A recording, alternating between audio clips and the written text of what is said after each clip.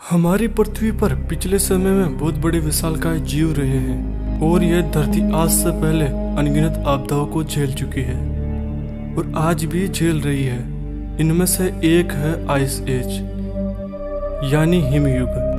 हिमयुग धरती पर पहले कई बार आ चुका है और आज भी आखिरी हिमयुग का अंटार्कटिका में इसका एंड चल रहा है। पर धरती पर एक समय था जब इस धरती पर एक भयानक और सबसे ज्यादा हजारों सालों लंबा आइस एज आया था और उस हिमयुग में धरती के ज्यादातर जीवन मारा गया था लंबी सर्दी के चलते।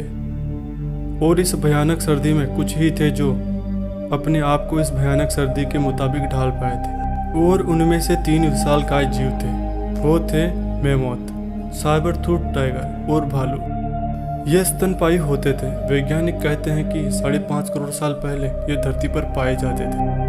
ये जीव आज के जीवों से ज़्यादा बड़े थे और अलग भी थे और ये साइबेरिया, फ्रांस, यूरोप, उत्तरी अमेरिका और भारत आदि जगह पर पाए जाते थे।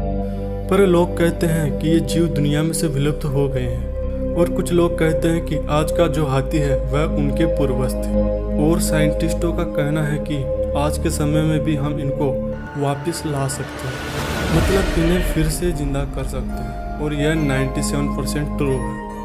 इनका कहना है कि आज के हाथियों और टाइगर में इनका पूर्वज का डीएनए है। और अब आप तो ये कहोगे कि डायनासोर को भी जिंदा कर दो, मगर साइंस के हिसाब से किसी भी लुप्त जीव को वापस लाने के लिए उनके डीएनए की ज़रूरत होती है। और मैं आपको बता दूं कि किसी भी जानवर के अंदर अपने पूर्वजों का डीएनए यानी खून केवल कुछ ही हजारों सालों तक रहता है और डायनासोर को विलुप्त हुए खरबों साल हो चुके हैं, इसलिए उनको वापस लाने की बात साइंस से बाहर है। उस समय में मेमोथ और साबर-टूथ टाइगर के बीच में एक भूख और जीवन के बीच भारी युद्ध होता था।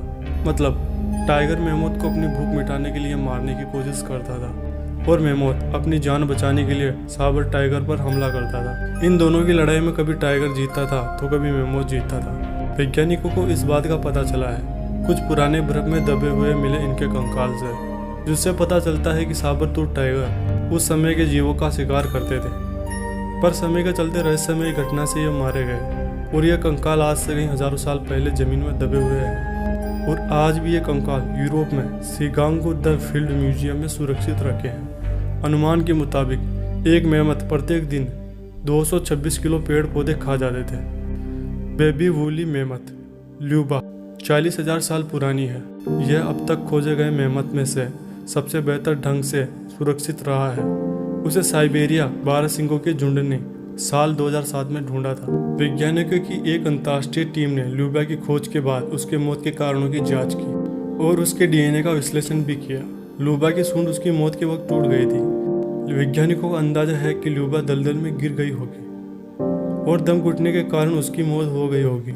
ल्यूबा के अध्ययन से हमें यह सीखने को मिलता है कि मेमोथ किस तरह से बर्ताव करते थे, वे किस तरह दिखते थे और क्या खाते थे। उस समय उनके अलावा उस टाइम के भेड़िए, हिरन और विशाल भालू भी, जिसका मुंह और दांत लंबे थे जैसे कि मेमोथ और साइबर टाइगर के थे। और आइस एज के इन जानवरों में और आज के समय के जानवरों में डिफरेंस था।